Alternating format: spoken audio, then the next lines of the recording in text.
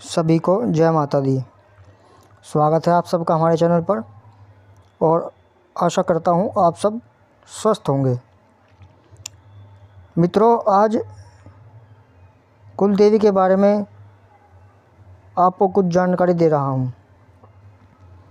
देखिए, क्या हमारी कुल देवी हमारे साथ है? इससे पहले एक प्रश्न आता है, कुछ लोगों को यही नहीं पता कि उनकी कुल देवी कौन है।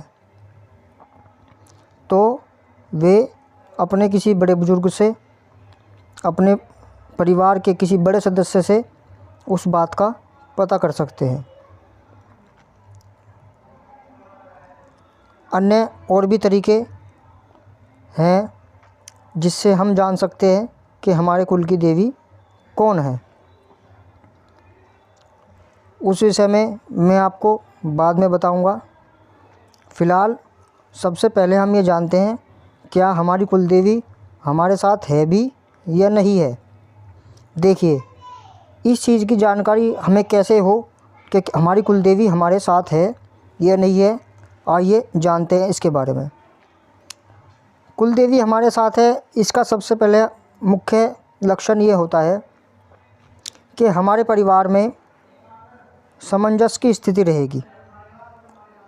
भाई बहन में, माता पिता में, पति पत्नी में, सब में बेहद ही आपस में बहुत अच्छा और गहरा प्रेम रहेगा। ये समझ लीजिए कि यदि कोई दूसरा अन्य व्यक्ति हमारे परिवार के किसी भी सदस्य के बारे में कोई गलत बात करेगा तो हम उस बात पर कभी विश्वास ही नहीं करेंगे उसकी, और ना ही हमारे घर में कभी किसी प्रकार का कोई वाद विवाद झगड़ा होगा। सबसे पहला मुख्य कारण है कि हमारा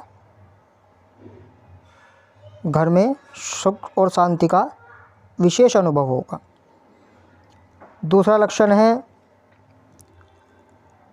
जो लोग प्रेत बाधा, भूत बाधा से पीड़ित रहते हैं,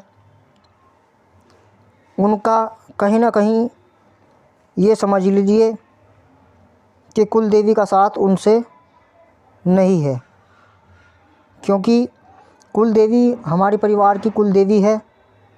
वो हमारी सब प्रकार से रक्षा भी करती है। यदि हमारे परिवार में कोई किया कराया, जादू टोना, तांत्रिक क्रिया प्रवेश करने की कोशिश करती है, सबसे पहले कुल देवी ही उसे रोक देती है। कुल देवी बहुत ही शक्तिशाली होती है, उसके सामने कोई भी बुरी शक्ति नहीं रुक सकती।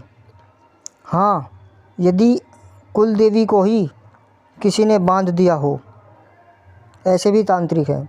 हालांकि वो देवी हैं, महान है, सर्वशक्तिमान है, सर्वशक्तिशाली हैं, लेकिन वे योगिनी रूप में हैं देवी की शक्तियाँ। जो हमारे कुल की देवियाँ होती हैं, वे देवी की योगिनियाँ होती हैं।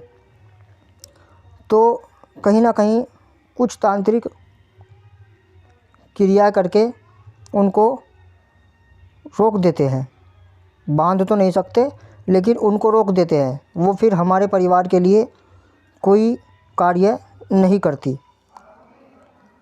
तो जो लोग भूत प्रेत बाधा पीड़ित हैं, उन्हें ये समझ लीजिए, या तो हमारी कुल देवी हमसे रुष्ट है या उन्हें किसी ने हमारे से विमुख कर दिया है।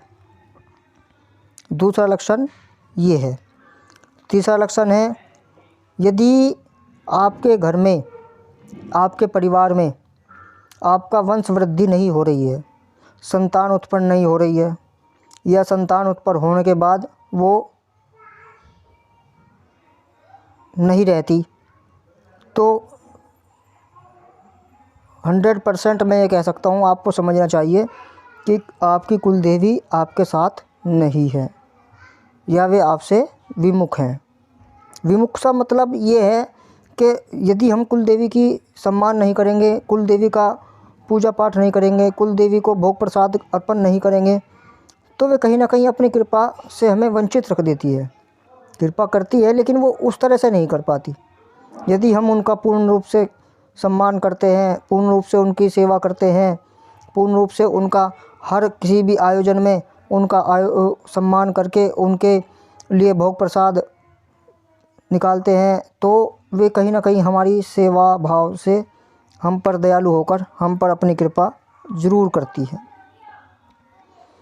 तो मित्रों, कुल देवी की विशेषता ये है कि यदि कोई व्यक्ति जानता है कि हमारी कुल देवी कौन है, तो वे निश्चित तौर पर उनका पूर्ण सम्मान करें, अपनी माँ की तरह सम्मान करें और अपनी देवी माँ की तरह सम्मान करें, और उनके भोग प्रसाद जो उनके परिवार में रीति रिवाज द्वारा चलते हैं वो चलाते रहें निरंतर। उनको बढ़ा सकते हैं, उनको घटाए ना।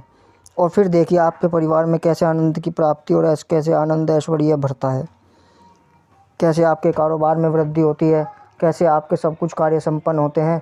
इस तरह से आप सब कुछ करके अपना कार्य सिद्ध कर सकते हैं और अपने परिवार में हमेशा सुख शांति का अनुभव कर सकते हैं।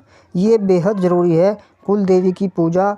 यदि आप इसे करते रहेंगे तो निश्चित तौर पर आपको कभी भी किसी भी मार्ग में कठिनाई महसूस नहीं होगी, ना कारोबार की तरफ से, ना परिवार की तरफ से, ना मान सम्मान की तरफ से, ना रोग बीमारी की तरफ से। जो लोग बीमारी से ग्रसित रहते हैं ना, जिनको एक रोग आया ठीक हुआ नहीं कि दूसरा रोग फिर आ गया, दूसरा भी ठीक नहीं हुआ तीसरा आ गया, या कोई भयंकर रोग से पीड़ित है, जो असाध्य रोग हैं जिनका इलाज ना हो, जिनसे आदमी की, आप समझ सकते हैं मैं क्या कहना चाहता हूँ, बोलना नहीं चाहता।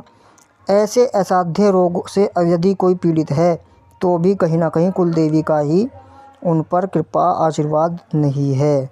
तो आपसे अनुरोध है कि आप अपनी कुल देवी के लिए विशेष अनुष्ठान समय समय पर करते रहें, जिससे आपको कहीं ना कहीं उनसे लाभ की प्राप्ति हो और आपका हमेशा समाज में सम्मान बढ़ता रहे और हमेशा आप पर किसी भी प्रकार की बुरी शक्ति का प्रभाव न हो पाए। तो ये थी कोई छोटी सी जानकारी। मिलते हैं अगली वीडियो में, तब तक के लिए जय माता दी।